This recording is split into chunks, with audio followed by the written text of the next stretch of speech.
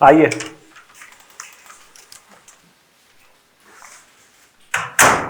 Good morning sir. Morning. Good morning sir. Morning. Good morning sir. Good morning. Please बैठिए। Thank you sir.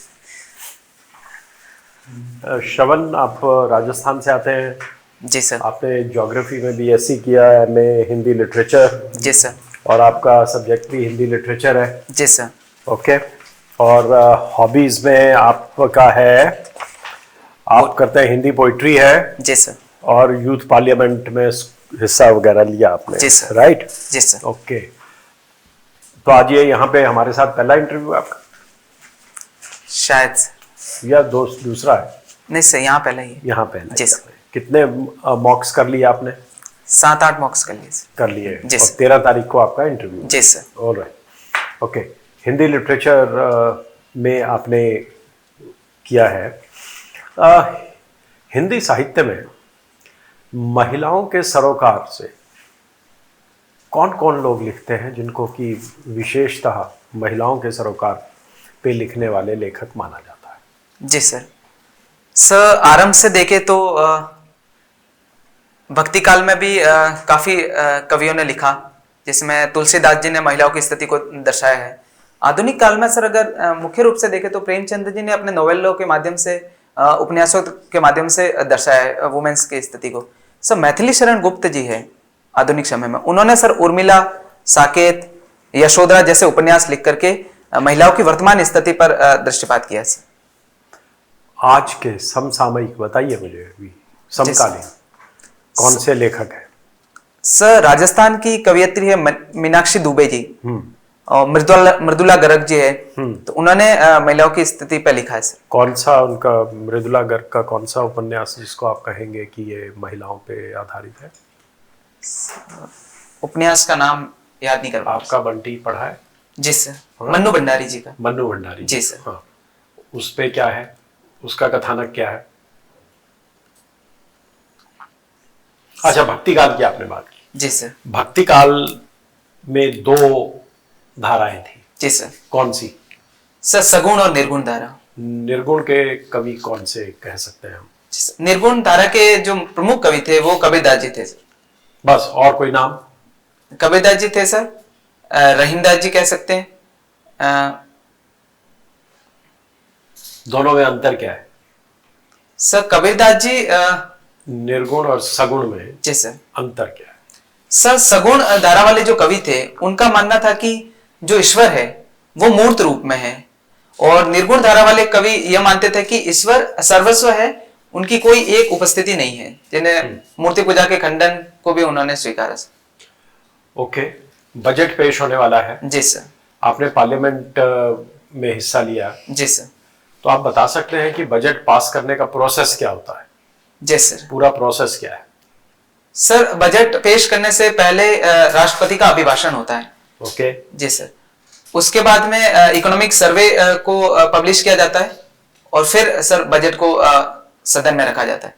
कैसे पास होता है? सदन में रखने से पास हो जाता है? नहीं सर। फिर क्या होता है? मैं तो प्रोसेस जानना चाह रहा हूँ आपसे। जी सर। सर राष्ट्रपति अभिभाषण में जो बजट के मुख्य बिंदु है उन पे सर फोकस किया जाता है मेनली। उसके बाद में सर वित्त मंत्री है, वो अपने भाषण के माध्यम से उसके प्रमुख बिंदुओं पर चर्चा करती है, और उसके बाद में से वोटिंग होती है। वोटिंग होती है? पूरे बजट पे वोटिंग हो जाती है? Sorry sir. चलिए, anyway, thank you. Thank you sir. Okay Shravan, ji sir. आप बताइए भक्ति आंदोलन में 2 राजस्थान कवि, कोई राजस्थान कवि के बारे में बताइए। जी सर। सर रहीमदास जी थे, मीराबाई थी मुख्य रूप से। तो मीराबाई जी का किस पे क्या था उनका? सर मीराबाई को कृष्ण भक्ति कवियत्री माना जाता है सर। अच्छा ये बताइए राजस्थान की पर कैपिटा इनकम कितनी है? सर एग्जैक्ट आइडिया नहीं है, लेकिन सर 1,10,000 पर ईयर है। और हमारी नेशनल पर कैपिटा इनकम कितनी है नेशनल लेवल? आइडिया नहीं सर, है एग्जैक्ट अमाउंट आइडिया।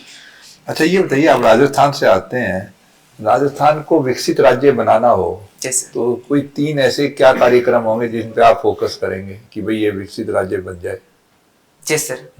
सर विकसित बनाने का कोई मापदंड तो है नहीं निरपेक्ष, लेकिन सर इनकम या फिर जीडीपी को बढ़ाने के संदर्भ में मैं ये कह सकता हूं कि जो राजस्थान का हस्तशिल्प है उस उद्योग को सब बढ़ावा दिया जा सकता है। रिन्यूएबल एनर्जी की जो क्षमता है राजस्थान में, पवन ऊर्जा और सौर ऊर्जा, उसको अच्छी तरीके से विकसित किया जा सकता है। और सर जो ऑनशोर पेट्रोलियम है उसका खनन करके सर या फिर पेट्रोलियम उत्पादों को अच्छे तरीके से विकसित करके जीडीपी को बढ़ाया जा सकता है राजस्थान की। आपने कहा कि कोई परिभाषा नहीं है, कोई लिमिट पर कैपिटा इनकम की कोई वो नहीं होती, ऐसा कुछ है कि भाई किसी कंट्री देश को अगर विकसित कंट्री बताना हो पर तो उसकी कोई मिनिमम पर कैपिटा इनकम कितनी होनी चाहिए, कोई है इसका? सर डब्ल्यूटीओ के अनुसार सर कोई भी राष्ट्र अपने स्तर पर विकासशील या फिर विकसित राष्ट्र घोषित कर सकता है खुद को। जी सर, चाहे कितनी भी पर कैपिटा इनकम हो, अपने आप को विकसित राज्य या प्रगतिशील देश जो भी कहना चाहे कह सकता है सर। ऐसा आपका मानना है? सर एक फिक्स परिभाषा नहीं है सर। चलिए कोई बात नहीं, इसके बारे में थोड़ा पढ़ लीजिए। जी सर। अच्छा एक चीज बताइए, राजस्थान में ये जो सिटीज के नाम है ये कलर के ऊपर कई जगह रखा जाता है। जी सर। क्यों, ऐसा क्यों किया जाता है सर? कलर सिटी क्यों रखते हैं कहते हैं सर? इसके पीछे एक कारण तो सर कल्चर को प्रदर्शित करना है सर। क्या कल्चर प्रदर्शित करता है? मान लो जयपुर को हम पिंक सिटी कहते हैं। जी सर। जोधपुर को हम क्या कहते हैं? ब्लू सिटी कहते हैं। जैसलमेर को गोल्डन सिटी कहते हैं। ऐसा क्या दिखता है वहाँ गोल्डन कलर? नहीं सर, सब मुख्य रूप से जो वहाँ की इमारतें हैं शहरों की, उनकी जो संरचना है उनके आधार पर नाम रखा गया। और दूसरा सर मुख्य कारण है कि इस वजह से पर्यटन को आकर्षित करना है सर, कि कलर स्पेसिफिक सिटीज को डेवलप करके वहां पर पर्यटन को ज्यादा से ज्यादा आकर्षित किया जा सकता है। पर्यटक को? जी सर, पर्यटकों। चलिए मान लेते हैं आपकी बात। एक आपकी जो हॉबीज में क्या आपने एक बताया है, यूथ पार्लियामेंट है आपका हॉबीज सर? पोएट्री है और पार्टिसिपेटेड इन आप यूजीसी में भी 3 बारी नेट क्वालिफाई किया आपने। जी सर। क्यों 3 बारी क्यों करना पड़ा आपको? सर जेआरएफ के लिए ट्राई कर रहा था सर। जेआरएफ। अभी यूजीसी ने कुछ नई गाइडलाइंस इशू की हैं। जी सर। इसके बारे में कुछ जानकारी है? जी सर। क्या है वो? सर यूजीसी में सर अभी जो हालिया विवाद चल रहे हैं वो वाइस चांसलर की नियुक्ति को लेकर के हैं। तो उसमें चेंजेस किए गए, उनकी जो प्रावधान है उसमें से राज्यपाल को ज्यादा भूमिका प्रदान की गई है सर। दूसरा यह है कि जो मानक है सर कि किसी भी यूजीसी द्वारा किसी संस्था को अगर इंडेक्स वाइज उनको जब रैंकिंग प्रदान करते हैं तो उसमें सब कुछ बदलाव किए गए। चलिए thank you Shravan, thank you, धन्यवाद। अच्छा श्रवण जी। जी सर। ये भक्ति काल आप बोल रहे थे। जी सर। मैं ये जानना चाहता हूँ, कबीर, तुलसी, नानक, इन लोगों का दोहे मैंने पढ़ाई किया है केरला में। ये दोहे में आपको कौन सा दोहा अच्छा लगता है, सिविल सर्विस का काम आएगा? कुछ संदेश, कुछ मैसेज, ऐसा कोई दोहा है क्या? जी सर। सर कबीरदास जी का एक दोहा है कि बुरा जो देखण मैं गया, बुरा ना मिलिया कोई, जो मैं देखा आपनो मुझसे बुरा ना कोई।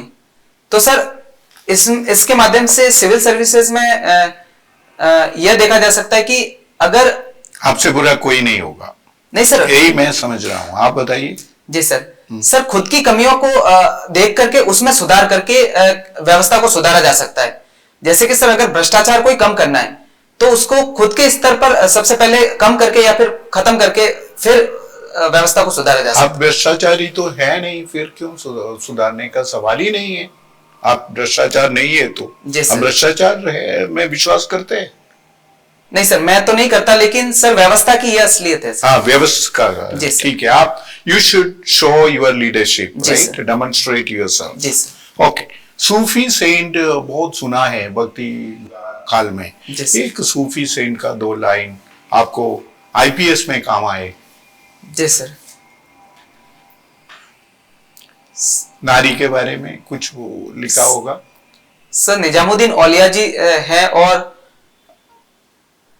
एग्जैक्ट लाइंस तो यार कोई भी कुछ भी बोलो, कुछ आपने को इंस्पायर करे। नारिया का शक्ति या भगवान, अपने भगवान का याद करने का कुछ भी बोलो, एक लाइन सूफी का। सूफी लोग बहुत इंपॉर्टेंट है सर। ओलिया जी पे एक लाइन लिखी गई थी कि गोरी सोवे सेज पर मुख पर डारे केस, चल खुसरो घर आपने छऊ बसे। हाँ, मतलब बताइए सर इसमें गुरु की महत्ता को उन्होंने प्रदर्शित किया है कि सर एक गुरु अपने जीवन में कितना ज्यादा इंपॉर्टेंस रखता है सर। ओके, आपको एक लास्ट क्वेश्चन पूछता हूँ। जी सर। हिस्टोरी, ज्योग्राफी, पॉलिटिक्स सब मिक्स होता है गोलन हाइट्स में। गोलन हाइट्स है जी ना, सर। वो उधर क्या है, कैसे हिस्ट्री है, ज्योग्राफी क्या है, पॉलिटिक्स क्या है जी सर। गोलन हाइट्स में? सर हिस्टोरिकली तो यह देखा गया कि जो फिलिस्तीन देश का निर्माण था सर यहूदियों के लिए मुख्यतः किया गया था इंग्लैंड के द्वारा।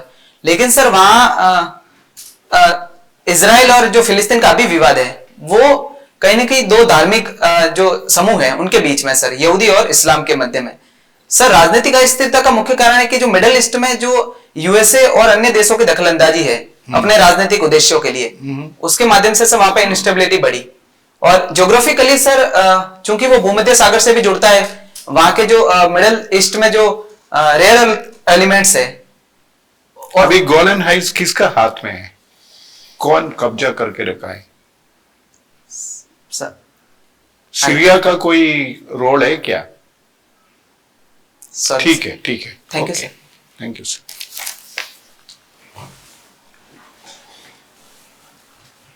देखिए, साहित्य समाज का दर्पण है। जी सर। अपना देश जो है ये तो डाइवर्स कल्चर्स के हैं जी सर। और भाषा के आधार पे ही साहित्य निर्माण करते हैं। जी सर। तो गिवन आवर डाइवर्सिटी, हिंदी को आप कैसे देखते हैं? राजभाषा के रूप में, राष्ट्रभाषा के रूप में, या संपर्क भाषा के रूप में? जी सर। सर अभी हिंदी की जो वर्तमान स्थिति है वो ऑफिशियल लैंग्वेज के रूप में, राजभाषा के रूप में। राष्ट्र की सर कोई एक भाषा अभी है नहीं भारत में। और जो अनुसूची 8 में शामिल है सर 22 भाषाएं, उन सभी को राष्ट्रभाषाओं और संपर्क भाषाओं के रूप में देखा जाता है। हिंदी की सर मुख्य स्थिति यह है कि चूंकि भारत में 40% जो लोग हैं वो लगभग हिंदी का इस्तेमाल करते हैं और 10 जो हिंदी भाषी राज्य है वो इस्तेमाल करते हैं। तो सर मैं मुख्य रूप से हिंदी को एक संपर्क भाषा के रूप में बेहतर तरीके से समझता हूं सर। बहुत अच्छा। जी सर। आपने वो वाली कहानी पढ़ी है, उसने कहा था? जी सर। चंद्रधर शर्मा गुलेरी जी जी सर। की। उसको आप कैसे देखते हैं? वो एक वीर रस की गाथा है या रोमांस की गाथा है? सर इसमें उसने कहा था कहानी में सर दोनों ही रूप देखे जा सकते हैं कि सर ये प्रेम के कारण या फिर सर उसकी वजह से कैसे व्यक्ति वीर रस की प्राप्ति करता है और फिर अपनी प्रेमिका के लिए त्याग करता है सर। नहीं, क्या कारण है कि उतनी छोटी सी कहानी लिख करके हिंदी साहित्य में चंद्रधर शर्मा गुलेरी की और कोई कंट्रीब्यूशन तो है नहीं, लेकिन वो एकदम अमर हो गए? क्या कारण है?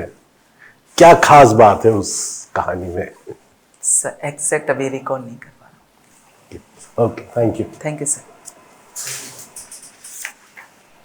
श्रवण जी सर। 26 जनवरी थी अभी। 26 जनवरी तो सबको याद रहती है। जी सर। 25 जनवरी को क्या होता है? आइडिया नहीं सर। चलो मैं बताता हूँ, 2 दिन है। जी सर। और उससे 2 क्वेश्चन है। पहला होता है आपका नेशनल वोटर्स डे। जी सर। ठीक है। अगर आपने उस दिन का अखबार पढ़ा होगा तो एक शब्द उपयोग हुआ था, दिल्ली डिक्लेरेशन 2025। जी सर। पढ़ा था आपने उसके बाद? नहीं पढ़ा सर। चलिए दूसरा क्वेश्चन है। दूसरा, उसी दिन नेशनल टूरिज्म डे मनाया जाता है। जी सर। ठीक है। तो टूरिज्म भारत की अर्थव्यवस्था में, भारत के जीडीपी में कितना कंट्रीब्यूशन करता है? सर एग्जैक्ट फिगर नहीं है। कोई बात नहीं है, चलिए। अभी हाल फिलहाल में खगोलीय घटना हुई थी। जी सर। क्या था? सर राजस्थान में। पूरी दुनिया में होगी खगोलीय घटना। ग्रह एक रेखा में आ गए थे। आपने नहीं पढ़ा? जी सर। न्यूज़पेपर आप नहीं पढ़ रहे। चलिए चेंज कर देते हैं। तो राष्ट्रपति डोनाल्ड ट्रंप जो आए हैं, जी सर। ऐसा माना जा रहा है कि उनके कारण बहुत सारी अनसर्टेनिटीज दुनिया में आ सकती। जी सर। आपको क्या लगता है कि भारत की निर्भरता अमेरिका पे बढ़ गई है? सर ऐसा निरपेक्ष रूप में तो नहीं कहा जा सकता, लेकिन चूंकि सर डोनाल्ड ट्रंप ने टैरिफ लगाने की बातें कही है सर, तो भारत का जो व्यवसाय है, व्यापार है, वो सर यूएसए के साथ में सरप्लस में है। तो उसको अगर टैरिफ लगाते हैं ट्रंप, तो सर भारत का जो उत्पाद है वो अमेरिका में महंगा हो जाएगा, तो वहां पर सर घाटा हो सकता है। मैं आपसे निर्भरता पे क्वेश्चन पूछ रहा हूँ। जी सर। तो भारत का जो आर्म्स इंपोर्ट था, जी सर। वो पहले रूस से होता था, अब अमेरिका से होने लगा। जी सर। ठीक है, भारत में जितने भी संपन्न लोग हैं, उनके बच्चे या वो लोग अमेरिका में रहते हैं। जी सर। आपको नहीं लगता कि अमेरिकी राष्ट्रपति अगर कोई कदम उठाते हैं तो उससे भारत पर कुछ प्रभाव पड़ सकता है? जी सर, प्रभाव तो पड़ेगा, लेकिन सर अभी फुल्ली सर डिपेंडेंसी इंडिया की यूएसए पे नहीं है। 18,000 भारतीयों को डिपोर्ट करने वाले हैं। जी सर। कहाँ जाएंगे वो? सर उनकी एक प्रोसेस के माध्यम से सर इंडिया वापस बुलाया जा सकता है उनको। वो कैसे पता चलेगा वो भारतीय हैं? उन्होंने कह दिया कि भारतीय हैं, वो बांग्लादेशी निकले, अफगानी निकले, पाकिस्तानी निकले, फिर सर डॉक्यूमेंट्स के माध्यम से आप ये बोलिए ना कि चेक करेंगे डॉक्यूमेंट। जी सर। ठीक, आखिरी प्रश्न है मेरा आपसे। डोनाल्ड ट्रंप चीन के साथ मैत्री संबंध चाहते हैं। जी सर। अगर ऐसा हो गया तो आपको लगता है कि भारत के लिए समस्याएं खड़ी हो जाएंगी? सर ट्रंप की नीति यह रहती है कि युद्ध से इतर सर व्यापार को ज्यादा वो फोकस रखते हैं अपने नीति में। तो सर मुझे लगता है भारत का जो व्यापार है यूएसए के साथ में काफी सरप्लस में है, तो उनकी सर नीति चीन के साथ में अगर सकारात्मक रहती है तो सर कुछ नुकसान भी हो सकते हैं, कुछ फायदे भी हो सकते हैं सर। क्योंकि सर यूएसए का इन्फ्लुएंस कहीं ना कहीं जो सीमा विवाद है भारत और चाइना के साथ में, उनको सर ट्रंप के माध्यम से थोड़ा सुलझाया जा सकता है। और सर जैसे भारत की कुछ नीतियां असेंबल इन इंडिया है, तो उनको भी प्रमोट किया जा सकता है सर। असेंबल इन इंडिया, उत्पादों को सर इंडिया में बनाना। तो मेक इन इंडिया है कि असेंबल इन इंडिया? सर दोनों ही अभी चल रही योजनाएं सर। चलिए Shravan, thank you sir. Sir please. Shravan ji sir. हमारा साक्षात्कार तो यहाँ समाप्त होता है। जी सर। तो आपको क्या लगा, कैसा रहा? क्योंकि आपके इंटरव्यू बहुत नजदीक है, 15 दिन। जी सर। जी सर हर इंटरव्यू में लगभग वही है कि थोड़ा सा फैक्चुअली कुछ चीजें और ज्यादा रिकॉल करनी पड़ेगी।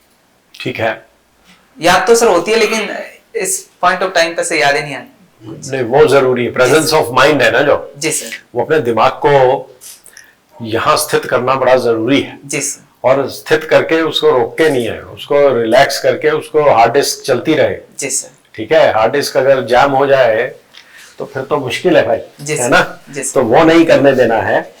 और हाँ, महिला सरोकारों के ऊपर जो बात करते हैं, महिला सरोकारों पे आपने, उनमें जब मैंने बात की महिला सरोकारों पे, आपने तुलसीदास को नाम ले दिया। तुलसीदास से बड़ा महिलाओं के बारे में ढोल गवार शूद्र पशुधारी सकल ताड़ना के अधिकारी। जी सर। उससे ज्यादा मिसोजिनिस्ट और कौन हो सकता है? और आप भक्ति काल में आप अपनी कवित्री को भूल गए हैं। जी सर। और जिन्होंने कितनी आवाज उठाई महिलाओं के अधिकारों के लिए, उनकी आपने बात नहीं की। जी सर। तो और करंट में आज के दिन जो लिखते हैं उनके बारे में आपको कुछ मालूम नहीं है। जी सर। या तो आपने तो एमए किया है हिंदी लिटरेचर में, तो समसामयिक साहित्य भी तो पढ़ा होगा। जी सर। तो उसमें कुछ तो आपको आना चाहिए। ठीक है। जी सर। ज्योग्राफी आपका सब्जेक्ट रहा है, उस पर भी सवाल हो सकते हैं। पार्लियामेंट के ऊपर है, पार्लियामेंट के किसी भी प्रोसेस के ऊपर आ जाएगा आपके सवाल कि वाइस प्रेसिडेंट का रोल क्या है, होना चाहिए नहीं होना चाहिए, कैसा है पार्लियामेंट्री सिस्टम ऑफ गवर्नेंस, ये हमारा ठीक है, बाइकैमरल हाउस होना चाहिए या नहीं होना चाहिए, कुछ भी चीज आपके पास आ सकती है। तो सबसे इम्पोर्टेंट तो अभी आपके लिए ये रहेगा कि बजट पेश होगा, इकोनॉमिक सर्वे आएगा, तो उस पर बहुत सारे सवाल आएंगे। दूसरा ये कि अपनी जो नीति है शिक्षा नीति में, उसके कुछ रूल्स ड्राफ्ट होकर आए हैं जी सर। और हिंदी को या लोकल लैंग्वेजेस को बढ़ावा दिया जा रहा है। जी सर। तो इंजीनियरिंग में, मेडिकल में, तो कोई ऐसे इंस्टीट्यूट्स हैं जहाँ पे इनको फॉलो किया जा रहा है। आपको थोड़ा ज्ञान हो तो ज़्यादा अच्छा रहेगा, ठीक है। तो नेशनल इश्यूज, इंटरनेशनल इश्यूज, वो सारा जानने की आपको आवश्यकता है। मैं नहीं कह सकता बोर्ड क्या सवाल पूछेगा, जी सर।